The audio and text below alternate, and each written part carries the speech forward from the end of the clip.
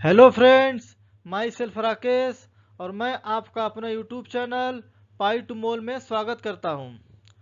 आज के इस वीडियो का टॉपिक है डी ब्रोगली हाइपोथेसिस, एक ऐसी थ्योरी जिसने क्वांटम फिजिक्स की दुनिया में एक नई रिवॉल्यूशन ले आई।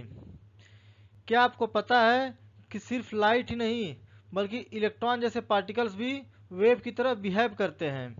जी हाँ, सही सुना आपने, इलेक्ट्रॉन्स भी वेव की तरह बिहेव करते हैं। और इस अमेजिंग आइडिया को प्रपोज किया था लुइस डी ब्रोगली साहब ने इन 1924। तो चलिए आज के इस वीडियो में हम लोग समझेंगे कि डी ब्रोगली हाइपोथेसिस क्या है, इसका मैथमेटिकल एक्सप्रेशन क्या है और इसका रियल वर्ल्ड सिग्निफिकेंस क्या है, specially in experiment like electron diffraction. तो वीडियो को एंड तक जरूर देखिएगा क्योंकि यह कॉन्सेप्ट आपके क्वांटम मैकेनिक्स के फाउंडेशन को और स्ट्रांग बनाएगा। सो लेट्स गेट स्टार्टेड और डी ब्रोगली साहब के हाइपोथेसिस को समझते हैं। तो जैसा कि आप जानते हैं कि जो बोहर साहब का एटॉमिक मॉडल था, बोहर साहब का एटॉमिक मॉडल एटम को स्ट्रक्चर को समझने में एक इम्पॉर्टेंट रोल प्ले किया था, लेकिन उसमें कुछ खामियां थी। जैसे कि जो बोहर साहब का एटॉमिक मॉडल था वो सिर्फ बोहर साहब का atomic model single electron system के लिए ही वैलिड था, like H atom, helium plus, lithium 2+, जिसमें सिर्फ एक इलेक्ट्रॉन हो। ये इसके कुछ खामियां थी। तो इस सब के ये जो बोहर साहब की खामियां थी, जो शॉर्टकमिंग थे, जो बोहर साहब का मॉडल का जो शॉर्टकमिंग था उसको दूर करने के लिए उस समय के जो साइंटिस्ट थे उन्होंने एक नए एटॉमिक मॉडल की खोज करना शुरू किया, एक नए एटॉमिक मॉडल पे काम करना शुरू किया। और नए एटॉमिक मॉडल के डेवलपमेंट में दो थ्योरी इंपॉर्टेंट रोल प्ले करते हैं, एक डी ब्रोगली साहब का हाइपोथेसिस एंड दूसरा हेजनबर्ग अनसर्टेनिटी प्रिंसिपल। आज के इस वीडियो में हम लोग पहला देखेंगे डी ब्रोगली साहब का हाइपोथेसिस क्या है, और जो इसका नेक्स्ट वीडियो आएगा वहां पे हम लोग हिजनबर्ग अनसर्टेनिटी प्रिंसिपल देखेंगे। आज हमारा जो फोकस रहेगा वो डी ब्रोगली साहब के हाइपोथेसिस पे रहेगा कि जो ये बताता है कि जो मैटर है, वो जो पार्टिकल्स है, वो भी डुअल नेचर शो करता है। तो डी ब्रोगली साहब ने अपनी थ्योरी कब दी थी? 1924 में। लेकिन उससे पहले आइंस्टीन साहब जब फोटो इलेक्ट्रिक इफेक्ट को फिनोमेना को एक्सप्लेन कर रहे थे, आइंस्टीन साहब जब फोटो इलेक्ट्रिक इफेक्ट शो कर रहे थे, इसके फिनोमेना को एक्सप्लेन कर रहे थे कि इसके जो पीछे रूट कॉज है इसको एक्सप्लेन कर रहे थे, तो वहाँ पर उन्होंने क्या बोला था कि जो अपना लाइट है या जो अपना इलेक्ट्रोमैग्नेटिक वेव है, ये दो नेचर शो करता है, एक वेव नेचर और एक पार्टिकल नेचर। और ये वेव नेचर कब शो करता है? जब अपना इलेक्ट्रोमैग्नेटिक वेव प्रोपोगेट करता है, एक जगह से दूसरे जगह पे जाता है, तो उस समय कौन सा नेचर शो करता है? Wave nature.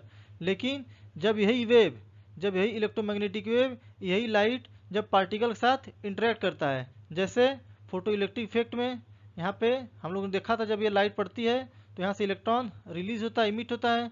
तो जब ये पार्टिकल के साथ इंटरेक्ट करता है, जैसे photo electric effect, black body radiation या हॉट बॉडी रेडिएशन, तो उस टाइम पे ये पार्टिकल नेचर शो करता है। इसको आइंस्टीन साहब ने 1905 में ये बता दिया था कि लाइट डुअल नेचर शो करता है, particles as well as wave.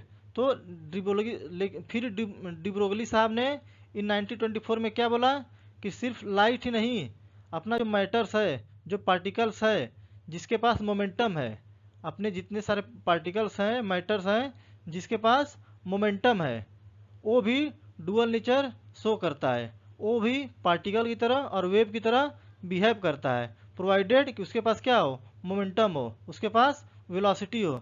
तो जो पार्टिकल्स है, जैसे लाइक अपना क्रिकेट बॉल या अपना मूविंग कार या अपना इलेक्ट्रॉन्स, ये जो मूविंग कार या जो अपना क्रिकेट बॉल है, ये भी पार्टिकल नेचर के साथ साथ वेव बिहेवियर भी शो करता है। इसको डी ब्रोगली साहब ने इन 1924 में प्रपोज किया था। तो डी ब्रोगली साहब का हाइपोथेसिस क्या है कि जो अपने मूविंग पार्टिकल्स हैं, जिनके पास मोमेंटम है, वो पार्टिकल के साथ साथ वेव नेचर शो करते हैं। मीन्स अपना पार्टिकल्स भी डुअल बिहेवियर शो करता है, लाइक इलेक्ट्रोमैग्नेटिक वेव। जैसे इलेक्ट्रोमैग्नेटिक वेव और पार्टिकल की तरह बिहेव करते हैं, उसी तरह अपना मैटर भी, अपना जो मैटर है, जो अपने पार्टिकल्स है, वो भी पार्टिकल के साथ साथ वेव नेचर शो करते हैं। तो जो अपना वेव एसोसिएटेड होता है मैटर के साथ, अब मैटर क्या है, जो अपना पार्टिकल्स क्या है, वेव की तरह बिहेव कर रहा है, तो जो वेव एसोसिएटेड होता है उसको हम लोग बोलते हैं मैटर वेव। उसको क्या बोलते हैं, मैटर वेव। जैसे अपना इलेक्ट्रोमैग्नेटिक वेव बोलते हैं, उसी तरह इसको क्या बोलते हैं, मैटर वेव। अब जब ये अपना वेव है, हम लोगों ने बोला कि पार्टिकल्स वेव की तरह बिहेव कर रहे हैं, तो जब अपना वेव है, वेव क्या होता है, दिस इज द वेव। जब ये वेव की तरह बिहेव कर रहे हैं तो इसका वेवलेंथ भी होगा। वेवलेंथ क्या है, इसको हम लोग वेवलेंथ बोलते हैं, that is represented by lambda. तो जो अपना मैटर वेव है उसका वेवलेंथ क्या होगा, that expression is given by lambda equal to h upon m into v, where v is the velocity of the particles.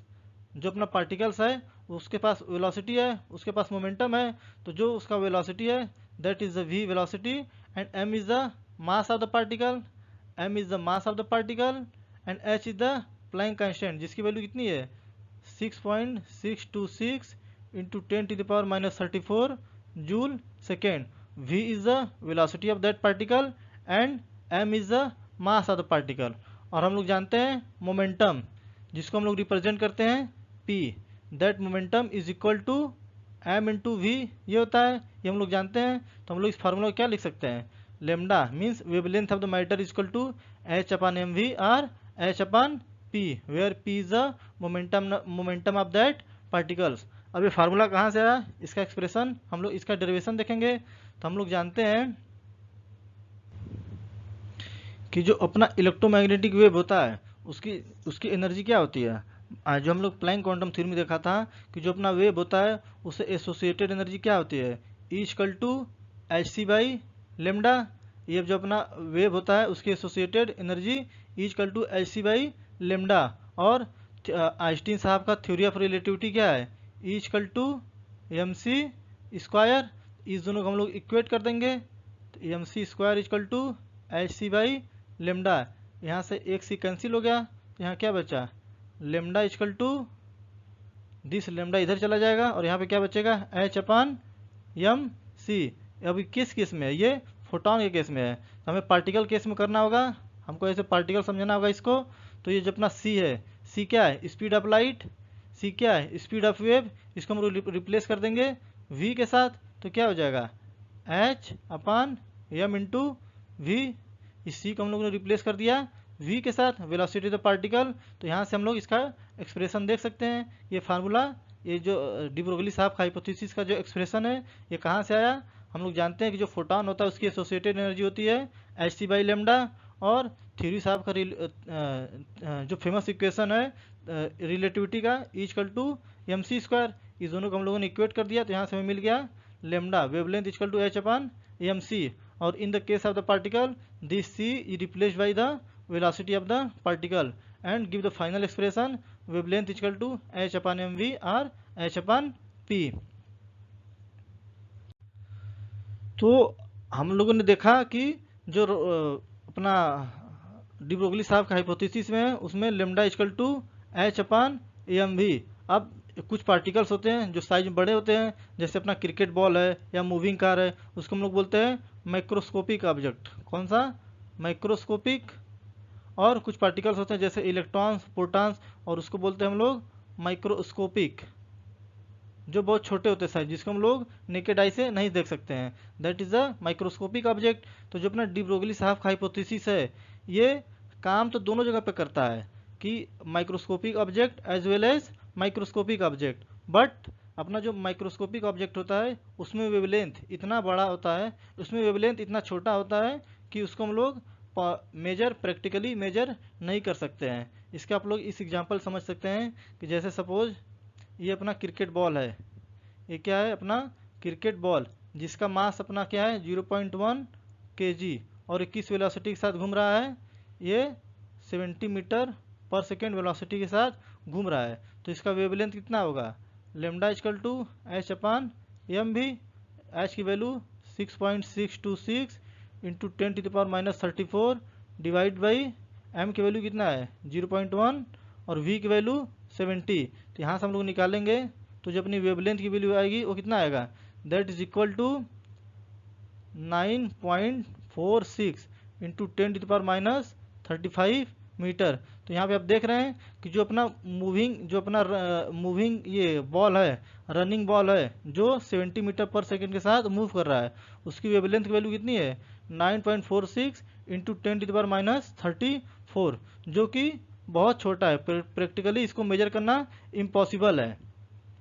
तो इसीलिए जो अपना डी ब्रोगली साहब का हाइपोथेसिस है वो अपना माइक्रोस्कोपिक ऑब्जेक्ट के लिए उतना सिग्निफिकेंस नहीं होता है। हम लोग सेम केस को इलेक्ट्रॉन केस में देख लेते हैं। इलेक्ट्रॉन का मास कितना होता है, इलेक्ट्रॉन का मास होता है 9.11 इंटू 10⁻31 kg। तो यहाँ पे वेवलेंथ कितना आएगा, 6.626 इंटू 10⁻34 डिवाइड बाई ये अपना मास यहाँ पर रख दीजिए और वेलोसिटी हम लोग एज्यूम कर लेते हैं 70 मीटर पर सेकेंड। और तब जब हम लोग ये वेवलेंथ कैलकुलेट करेंगे तो हमारी जो वैल्यू आएगी wavelength of the electron that is equal to, इसको आप लोग कैलकुलेट करेंगे तो इसकी जो वैल्यू आएगी that is equal to 1.0394 into 10⁻5 metre. इस वैल्यू को हम लोग प्रैक्टिकली मेजर कर सकते हैं। हमारे पास जो जितने भी डिवाइसेस हैं उससे हम लोग ये जो रेंज की वैल्यू है 10⁻5 मीटर की, इसकी वैल्यू को मेजर कर सकते हैं। लेकिन ये जो अपनी रेंज यहाँ पे जो अपना मैटर केस में आ रहा है, जो माइक्रोस्कोपिक ऑब्जेक्ट केस में आ रहा है, that is in the range of the 10⁻35 metre, इसको हम लोग प्रैक्टिकली मेजर नहीं कर सकते। तो जो डी ब्रोगली साहब की इक्वेशन है वो दोनों मटेरियल के लिए ऑब्जेक्ट हो वैलिड है, चाहे छोटा हो या बड़ा हो, चाहे माइक्रो हो चाहे मैक्रो, लेकिन इसका जो वेव नेचर है सिर्फ माइक्रोस्कोपिक ऑब्जेक्ट जैसे इलेक्ट्रॉन के केस में ही ये सिग्निफिकेंस होता है, ये ऑब्जर्व होता है। कि हम लोग यहाँ पर देख सकते हैं कि 10⁻15 मीटर सिर्फ माइक्रोस्कोपिक के ऑब्जेक्ट के साथ ये ऑब्जर्व होता है। और जो माइक्रोस्कोपिक ऑब्जेक्ट होता है जैसे अपना रनिंग बॉल, जैसे अपना क्रिकेट बॉल हो गया, वे मूविंग कार हो गया, इसमें जो वेवलेंथ आता है यहाँ पर हम लोग देख सकते हैं जो अपना वेवलेंथ आता है इतना छोटा होता है, उसको हम लोग प्रैक्टिकली मेजर नहीं कर सकते हैं। इसी वजह से हम उनके मोशन को अपने जब हम लोग देखते हैं कि जब कार मूव कर रहा है या कोई क्रिकेट बॉल को हम लोग थ्रो करते हैं तो उसमें हम लोग वेव नेचर में दिखाई नहीं देता है। क्यों? क्योंकि इसकी वैल्यू इतनी छोटी होती है कि हम लोग उसको प्रैक्टिकली मेजर नहीं कर सकते। तो जो डी ब्रोगली साहब का हाइपोथेसिस है that is significance in the case of the microscopic particles like electrons, protons, neutrons, जो बहुत छोटे पार्टिकल्स होते हैं जिनका मास बहुत कम होता है। अब हम लोग डी ब्रोगली साहब के अदर फॉर्म्स ऑफ इक्वेशन देख लेते हैं कि जो मेन इक्वेशन तो क्या है, मेन इक्वेशन है that is lambda equal to H/mv और H/p। इसको हम लोग और मॉडिफाई कर सकते हैं। हम लोग जानते हैं कि जो काइनेटिक एनर्जी इक्वल टू होता है 1/2 mv² और मोमेंटम इक्वल टू होता है p equal to m into V. तो यहाँ से अपना v क्या आ जाएगा, v इक्वल टू p/m। इस v की वैल्यू यहाँ पुट कर दीजिए तो energy, kinetic energy equal to 1/2 m p²/m²। तो अपना E इक्वल यहाँ से P क्या आ जाएगा, P equal to √2em। This is the kinetic energy of particle. तो हम लोग जब यहाँ पर लेमडा इक्वल टू क्या हो जाएगा, H/P की जगह हम लोग पुट कर देंगे √2me। तो ये जब किसी पार्टिकल का काइनेटिक एनर्जी की वैल्यू दी होगी तब ये हम लोग फार्मूला यूज कर सकते हैं, that wavelength is equal to H/√2me। अब हम लोग जानते हैं, अभी हमने देखा कि wavelength is equal to √2me। अब एक स्पेशल केस आ जाता है चार्ज केस में। जो चार्ज पार्टिकल होते हैं जब हम उसको पोटेंशियल डिफरेंस के बीच में एक्सेलरेट करते हैं, ये हमने पोटेंशियल डिफरेंस अप्लाइड किया और यहाँ पे चार्ज पार्टिकल को हम लोगों ने इस पोटेंशियल डिफरेंस के बीच में एक्सेलरेट किया। तो जो चार्ज पार्टिकल है इसकी जो काइनेटिक एनर्जी होती है that is equal to kinetic energy of charge particle is equal to Q into V, where V is the charge of the particles. ये कोई पार्टिकल्स है जो चार्ज पार्टिकल है और V is the potential difference. हम लोगों ने इस दोनों प्लेट के बीच में कितना पोटेंशियल डिफरेंस अप्लाइड किया। तो kinetic energy of this charge particle will be equal to Q into V। तो इस फार्मूला में हम लोग जब चार्ज पार्टिकल का केस हैंडल करेंगे तो यहाँ क्या हो जाएगा, H/2m, एनर्जी की जगह हम लोग क्या पुट कर देंगे, Q इंटू V। तो in the case of the charge particle lambda equal to H/√2m, energy is equal to Q into V, where V is the charge on the particles and V is the potential difference applied to accelerate that charge particles। अब हमने देखा कि wavelength equal to H/√2m Q into V। इसका हम लोग special case देख सकते हैं कि इलेक्ट्रॉन के केस में इसकी वैल्यू क्या आ गई। हम लोग जानते हैं इलेक्ट्रॉन का मास होता है कितना, 9.11 इंटू 10⁻31 kg, और इलेक्ट्रॉन पे चार्ज कितना होता है, चार्ज होता है अपना 1.602 इंटू 10⁻19 कूलम। तो यहाँ पे H क्या है, अपना प्लैंक कांस्टेंट, जिसकी वैल्यू होती है 6.626 इंटू 10⁻34 जूल सेकेंड। तो H कांस्टेंट है, इसकी वैल्यू हमें पता है। ये M क्या है, मास ऑफ द इलेक्ट्रॉन, ये वैल्यू हमें पता है। Q क्या है, charge on the particles, electron case में Q की वैल्यू हमें पता है। हमें यहाँ पे वेरिएबल क्या है, सिर्फ V मीन्स पोटेंशियल डिफरेंस। तो जब हम लोग सारी वैल्यू पुट कर देंगे तो हमारा जो वेवलेंथ आएगा इलेक्ट्रॉन से एसोसिएटेड जो वेवलेंथ आएगा that value is equal to 1.226 divide by √V। तो आप लोग इसकी वैल्यू को याद कर लो, इसकी वैल्यू को रट्टा मार लो। ये जो फार्मूला है इसको डायरेक्ट आप लोग याद कर लो, क्योंकि एग्जाम में आएगा। तो आपके पास दो ऑप्शन है, या तो आप सारे ये जो वैल्यू गिवन है 9 ये जो mass of the electrons, charge on the electrons, hypothesis, Planck constant, इसकी वैल्यू को पुट करो और कैलकुलेट करो, या सी जो पोटेंशियल डिफरेंस की वैल्यू हमें पता है तो हम लोग इस फार्मूले से डायरेक्ट वेवलेंथ निकाल सकते हैं। तो आप लोग इस वैल्यू को याद कर लीजिए, मगअप कर लीजिए अच्छे से कि wavelength of the electron equal to 1.226 under potential difference applied. और ध्यान रखना इसकी जो वैल्यू है कि that is in nanometer, that is in nanometre.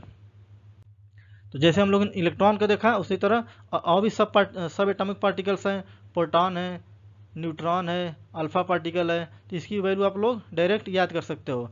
आप लोग जब अपना जो फार्मूला होता है lambda equal to H/√2m Q into V, तो जब आप लोग इसमें सबकी वैल्यू पुट करेंगे, मास of the protons, charge on the protons और प्लैंक कांस्टेंट, तो ये सब डायरेक्ट वैल्यू आ गई। आप लोग इसको वैल्यू को याद कर सकते हो। इन the case of the electron तो आप लोग जरूर याद रखना, और अदर केस में भी आप चाहे तो याद कर सकते हो कि प्रोटॉन के केस में कितना होगा, न्यूट्रॉन के केस में क्या होगा, और अल्फा पार्टिकल्स के केस में। अब न्यूट्रॉन क्या है, न्यूट्रॉन न्यूट्रल है, यहाँ पे कोई चार्ज नहीं होता है। तो यहाँ पे जो एनर्जी दिया रहेगा उसकी जो काइनेटिक एनर्जी दी रहेगी that will be given in the electron volt, means voltage की जगह आप लोग को दिया रहेगा energy, kinetic energy of that neutron in electron volt. इस केस में, न्यूट्रॉन केस में, तो आप लोग ये सब वैल्यू याद कर सकते हो।